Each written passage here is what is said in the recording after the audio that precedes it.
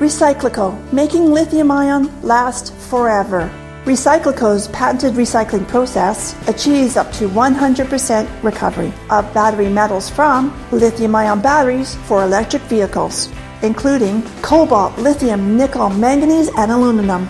Recyclico Battery Materials Incorporated trades on the TSX Venture AMY, on the OTCQB AMYZF, and Frankfurt ID4. For more information, visit recyclico.com or phone us at 778-574-4444. Recyclico, making lithium-ion last forever. You're listening to HowStreet.com radio, available online at TalkDigitalNetwork.com. Welcome to HowStreet.com radio, the online source for market opinions. Here is Jim Goddard. My guest is Rick Ackerman, editor of the newsletter Rick's Picks, his website, rickackerman.com. Are you still speaking to us from South Florida, or have you wandered up to the Jersey Shore? I am indeed. I like the Jersey Shore even in the winter. I grew up in a town, Atlantic City, Margate, where it was dead in the winter, but you had the whole island to yourself, and I enjoyed the desolation. So it's nice, but it's sunny and beautiful down here in Florida, and that's not so bad either. So, the latest jobs report in the U.S., 500,000 jobs created when they didn't expect much to happen. We had the same thing happen in Canada. They thought 35,000 jobs, and we get tens of thousands more. Is this giving us an accurate picture of what's happening out in the real world, not the world that the Fed and the Bank of Canada talk about? Ha ha. You know, the statistics are absolutely rubbish. They're rubbish. They're meaningless. Even if they meant something, nobody could really say what they mean for the economy. You know, first, when you hear that word, you know, fewer jobs were expected, you wonder who the bozos are who are doing the expecting. You know, they get it wrong so much of the time that they're probably in the same league with the weatherman. But so who's doing the expecting, number one? And, you know, why are the earnings always above or below expectations? And you have these spectacular moves in stocks that are based on, well, you know, they missed the analyst number by 3 cents or whatever. It's just a lot of, it's a circus, really. It doesn't mean anything.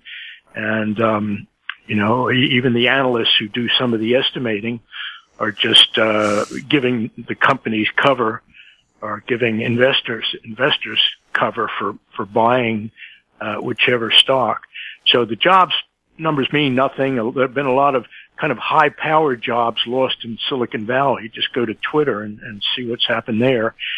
Twitter just sort of inadvertently discovered that this company that had many thousands of employees could actually run pretty well with maybe 20 employees. And I guess Musk found that out too. He may not have known it when he bought the company, but of course you could lay everybody off there and Twitter would run just fine. It's just a website and some servers. So and the job growth, of course, is just replacement. It's people coming back to work after COVID. There are a lot of waitresses.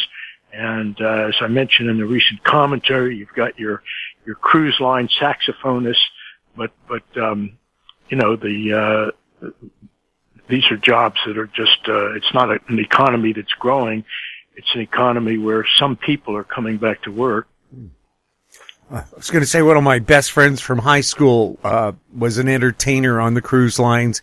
He used to do quartets, but of course he gets all the money as the booker as well. So he said, now we're only a trio. But he says it's great. Every 2 weeks he gets to see something new and meet interesting people, as he says. Uh-huh. Mm-hmm. Yeah, in other words, women. So, apart from these jobs then, what's the economic outlook? Also, we keep hearing the Fed's not happy that jobs are still being created, that, we don't have massive unemployment yet. And how important is massive unemployment in the fight against inflation? Why do they only use that one measurement? Well, they use whatever seems to work best, you know, but none of it means anything. And if you sort of back up, take a couple steps back, and look at what the Fed's doing. They're a fraud too, really. I mean, how could the economy is so dominated by consumption and financed in large part through credit that, of course, the Fed gets all the credit for reviving the economy. But why should we need credit stimulus to revive an economy at all? And of course, when you do that, it's at the expense of creating debt. So everybody's maxed out. I think we've got $900 billion on our credit cards now, or something like that, and it's nothing to brag about, really. Well, the credit card companies do like it, and they've always had super high interest rates. And since the Fed and the Bank of Canada have been bumping up rates, that gives them an excuse to charge you even more. Yeah, and I guess it's mainly through credit cards that we have the illusion of prosperity in this country. It's possible to, buy, we have all kinds of sensational things. Everybody, pretty much everybody, even in the dumpiest neighborhoods, they all have 60-inch flat screen televisions, and you move up a couple pegs, everybody's got a golf club, a driver that can hit the ball an extra 30 yards. And we've got great stuff. All the catalogs are filled with things that we crave.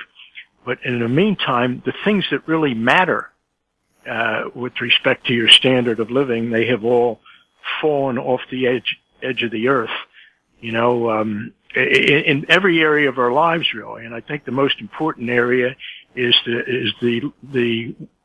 loss of the stay-at-home mom.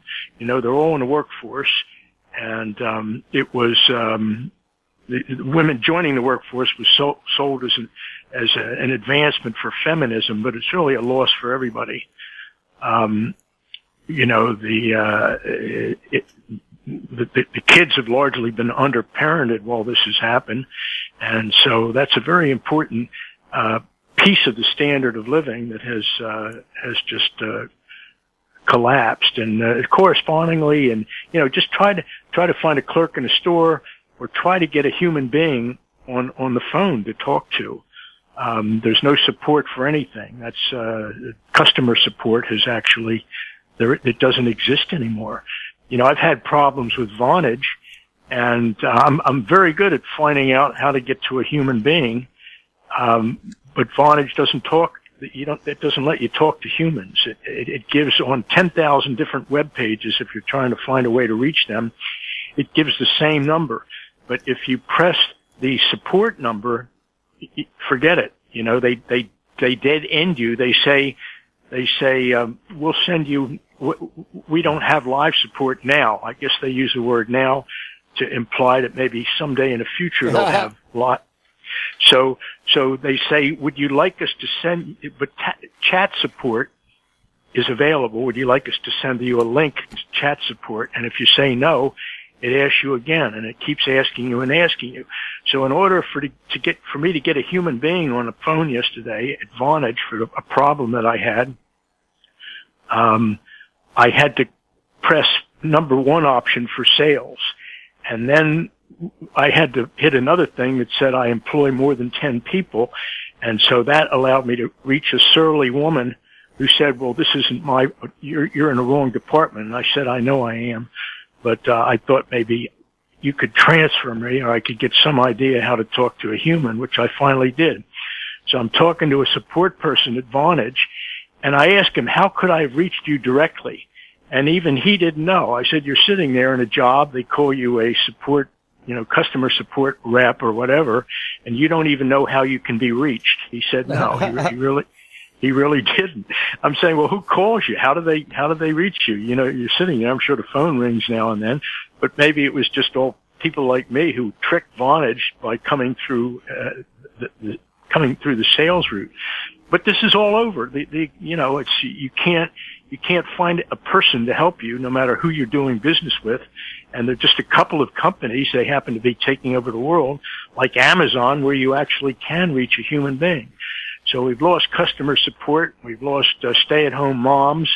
Doctors don't make house calls. The schools stink. So everything's going down the toilet, but nobody seems to notice because we've got these 60-inch, flat screen televisions on every wall. Well, the difference in culture here is try to ditch as much work as possible. And I was watching a documentary about South Korea where every kid after school goes to a special school their parents pay for, and they go to school on Saturdays as well because, it's a high-tech world. And if you're going to survive, you better understand how computers work and be part of that world. Right, exactly. And I mean, the Americans know that. Our kids, even when they're in college, they want to major in art history. And you compare them to some South Korean who's on a track for a job in particle physics, that we're going to be dependent on South Korean brain power at some point. Rick, so our economy, again, the stock market, people are saying we may hit new highs, but we may have a crash. Is this one of the most difficult markets you've ever seen to try to get a handle on? No, it's not. It's, no? All markets are difficult, and over the 40, 50 years that I've traded, most particularly on the exchange floor in San Francisco, I can't say that I've ever experienced a period where everybody was saying, boy, it's really easy trading these days. It's just like shooting fish in a barrel, making money trading. So when people say this is a challenging environment for trading, there's never been an environment that was not challenging. So, I don't see anything particularly interesting going on. About 2 years ago, the Robin Hooders were doing okay because everything was going up, and they all patted themselves on the back. I don't need to know anything about investment. I'm a Robin Hooder. I just click on these three things and I'm making money. And apparently about 95% of those people have crashed and burned. Yeah, that's right. We haven't heard much about the Robin Hooders, but they were a phenomenon that was sort of cooked up by the news media that's too lazy to get the real story on anything. So here's something that sort of percolates to point of visibility, and it gets written about in a way that completely misunderstands what these guys are doing and what their prospects for success in the long run are. We'll have more with Rick Ackerman right after this. Don't miss out. Stay informed. Receive the HowStreet.com weekly recap with thought-provoking podcasts, radio, and articles delivered to your inbox. Sign up for the HowStreet.com weekly recap on our homepage at HowStreet.com. Welcome back. We're speaking with Rick Ackerman. Rick, what's going on with the U.S. dollar? Well, it's certainly not going away that I had expected a long time ago. I've been bullish on the dollar more or less forever because I'm a hardcore deflationist. I think that all of the unpayable debt that we piled up can only be paid through a deflation. I don't see a hyperinflationary option, and I don't even think it can happen accidentally. We've talked about that before. It's hyperinflation. Everybody agrees there's too much debt to pay. It will never be able to pay it off. So it's implied that it's going to have to be liquidated in some way so we can start over. And there are only two ways that can discharge debt in the amounts that we have. And one is hyperinflation, and the other is a ruinous debt deflation. And everybody has the wrong idea about inflation. The inflationistas think, well, it's being driven by wage pressure right now, but that's a lot of crap. I mean, the trend can only go so far, and it butts up against, for one, the countervailing pressure of debt and people spending more than they have. But we see that the Fed has always been very successful at inflating real estate and financial assets. They can pump up the stock market, no problem. And of course, that's what we've had over the last decade, over the last 50 years, I should say. But, they're going to be a lot less successful when they attempt to inflate certain other things that are headed into collapse. And, you and I have talked about the pension system. You can sort of narrow it down to just one good example, the state of Illinois. Illinois is pretty much guaranteed to be the first state pension system that goes belly up. And And that's very deflationary. It's a bankrupt state pension fund. So if the Fed were to try to monetize that, and whenever, someone says, well, the government will come to the rescue, you need to substitute the word taxpayer for government. So that means you and I will come to the rescue of the state of Illinois. And so for the Fed to inflate its way out of that, they would actually have to send checks to hundreds of thousands of Illinois retirees, who work for state, county, local government, whatever. And that's real money. That's not Fed bogus money that inflates stocks. It's the real deal. And it's checks that have to keep going out every month. And of course, it's not going to stop with Illinois, California and Connecticut and 20 other states that are almost in as bad a shape as Illinois will be there with their hands stretched out, how about ours? So the minute the taxpayers come in to bail out, you couldn't even consider that really. You could, because if we're on the hook to send, pension checks to employees in 20 different states, that would be a hyperinflation. Just printing money that would be spent on real things, not in this bogus, masturbatory exercise of stock market, bull market, shenanigans. So that means really that these checks, if the Illinois employee gets a check for $1,700 every month, let's say, mid-level employee, then he's going to be able to probably buy one cart of groceries with that $1,700 after 20 states come in on this, retirees in 20 states come in on the same deal. So that's a non-starter really, trying to hyperinflate your way or trying to inflate your way out of a collapse in the pension system, which is coming. But it's hugely larger than that because the same thing applies in much bigger numbers to the Social Security system and, Medicare. So all the politicians are holding fast. We're never going to cut Social Security, but I can tell you that the benefits I'm collecting from Social Security and Medicare, that it's going to bankrupt the country. I know too many baby boomers who are really enjoying the benefits of Medicare, but you got to consider who's paying for it. It's these, these people that, kids who have formerly had great jobs at Twitter. And also, why weren't these pension funds funded adequately when the person was still working? Why weren't they forced to contribute more? Because I know a lot of things, if you're a police officer or armed forces, after 20 years, you get to have a full meal deal retirement with full benefits. And yet you still have half of your active working life left ahead of you. Right. Not bad. And that the bigger picture, that's where we are.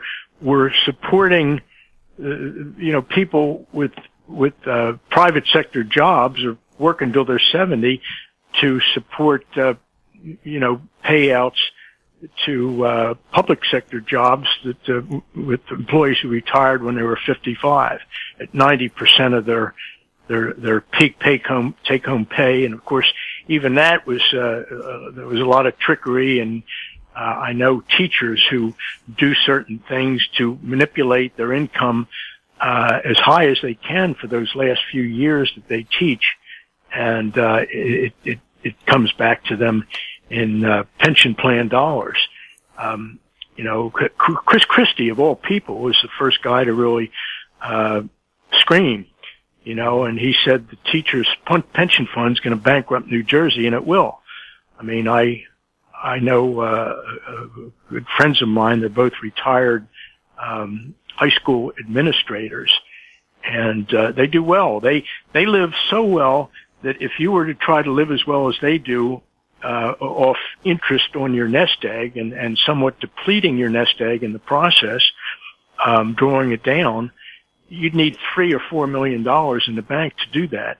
They don't need anything because that check comes every month. But I can tell you that the level of support that they get from still working stiffs in the private sector who work till they're 80, it just can't keep on like it is. Yeah, I have friends who've worked for 3 different police forces and have retired with full salaries from 3 police forces as their pension. Uh-huh. Yeah. Nice deal. Yeah, but again, most jobs, people don't shoot at you either. Nowadays, that isn't true, is it? No. Yeah, you can get shot anywhere. I have friends. I have a friend who is a high school gym teacher, and his retirement package is worth about $90K, and he's been retired since he was, I think, 62. So that's 11 years ago. So that's unsustainable, really. And so at the political level, if you start bailing out these systems that are going to collapse, such as Illinois, the ones who are laying out all that money, the taxpayers, are going to scream bloody murder. So, our days are limited, and that's really true for the marvelous benefits that I'm getting right now from Social Security and Medicare.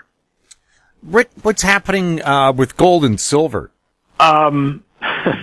It's gold is just kind of marking time. I would say yes, it is in a bull market, but it can range trade you to death, which it's doing. Gold has been in a downtrend for a bit. We had a nice bottom in October and a great rally, but we've had the COMEX gold has come down from about $1,970 an ounce to a current $1,847. It's a little painful, but gold is marking time, I think, till something really goes wrong, and we're not quite there. We're in an economy that is muddling along on delusions and fumes, but it's not perceived really as being in some imminent state of collapse. But when all hell breaks loose, then that'll be gold's day. Lithium, is it going to pick up? Well, I have shares in a company called Frontier Lithium. This was something that my friend Chris Temple was very keen on, and it's traded between $3 and down around $1 in last year, and I just wrote it all the way down to the bottom. And Chris still says, don't worry, it's a $20 stock. Currently trading $2.18, and I've taken some money out of it. I actually bought it around 69 cents and sold some of it for 4 times that. So just to judge from this one stock, lithium still has a future, although, as I understand it, they're going to be replacing a lot of lithium-ion batteries with sodium batteries. And I'm no scientist. I know that when we had a look at sodium in the high school physics lab or chemistry class, they dropped some of it into water, and it made quite an explosion. Yeah. Yeah. So I'm not sure how that's all going to work. But lithium, I think it's got a future. Anything else we should be keeping a close eye on right now? If you look too closely at the market, you're just going to get, it's like spun around 3 times. And, I really do think we're in a bear rally right now, but the problem is everybody thinks that. And even though everybody can ultimately be right, the market will take you a lot higher on that skepticism than you might imagine. So just sort of tune out the numbers and the idea, all the bunk about, they're still saying we may avoid recession when we're actually in one. And I know they're reporting, growth above 3% now, but it's all bogus. So just don't be fooled, and just keep your ammo dry. Not to buy stocks, but just to buy groceries. The Bank of Canada says we won't have any economic growth for the next 9 months. Are they finally being honest with us? Yeah, and it's amazing. Once they come out with a confession like that, you'd be surprised at how that puts investors' troubled minds at ease, and then they start buying stocks again, even though the Canadian projection is not exactly sunny. They're talking about 9 months, and you can imagine, and when they say 9 months, reality is probably closer to 18 months. Sure. What about that temporary inflation? Right. It's getting pounded down now in a hard way. The used car prices have come down quite a bit, and but the new ones, the good story in the Journal about how cars are getting into the same range as houses. You'll never really be able to afford a good one, or you'll never own a nice home. You'll only be making payments on it. So that's where we are, and I guess the whole leasing concept is what has kept that economy alive, and it's really given it's a big deal, really, because so many people drive more car than they can afford, and it's really because of leasing. But it's yet one more bag of hot air inflation that's remaining to be deflated. I wonder how well you might do in a market if you made a basic car or basic pickup. No computerized stuff, except for the engine, which, for pollution controls. But I don't need to have all these little computerized email. I just want a car that gets me from A to B. It has a heater or air conditioner so I don't overheat or freeze to death. And apart from that, would that give me an affordable car? Because it seems to me you're paying 2/3 of the prices for the fanciest computer on earth. Uh-huh. Yeah, I think that's great. Just don't get in a collision with the Chevy Suburban. Oh. Well, I know. I always thought I'd wanted an armored car for a vehicle. I said, it doesn't matter what hits me. I live. Well, if there's if you want to hold your own on the road with the behemoths that are out there, you can get a 57 Chrysler LeBaron, That's the closest you can come really in the used market to an Abrams tank. Yes, our family car used to be a 52 Chevy 4-door deluxe sedan, and there were some dents in it. You couldn't pull them out because the sheet metal was so thick. Right. You used to be able to sit on the hood of a car. Yeah. And that was okay. There was real metal. There was thickness there, but now you even lean up against it and you've got a dent. It's the cars, and we're slowly sort of even down. We're making them more and more out of plastic, I guess, although carbon fiber is something else. Henry Ford made a car out of corn oil plastic back in the 30s to prove it could be done. But, of course, back then sheet metal was so much cheaper than corn oil. Huh. That's interesting. So it didn't melt on hot days? I don't know. But he just said, look, it won't rust, so there's no market in that for the car companies. We need rusty cars. Uh-huh. Well, one of the cool trends in the electronic vehicle area, or cars where the frames and the chassis has a lot of the battery power. Yeah. There's storage in the structural parts of the car, not just in batteries. So that's pretty interesting. Although I can't imagine, like if your car is the frame and chassis are a lot of battery, what it costs to repair it if you're in a collision. Or what if the whole battery catches fire? The whole frame around you is aflame. Well, I don't think that's really a danger unless it's raining. Rick, always fun chatting with you. Likewise, Jim. I appreciate you inviting me on. Anybody who wants to try Rick's Picks for free 2 weeks, just go to rickackerman.com, and up top there's a nice subscription offer. My guest has been Rick Ackerman, editor of the newsletter Rick's Picks, his website, rickackerman.com. If you have any questions for Rick or any of our other guests, you can send them to info@howstreet.com. We'll ask that question for you. Our YouTube channel is Talk Digital Network. Find us on Twitter @HowStreet. We're also on Facebook. I'm Jim Goddard. Thank you for listening.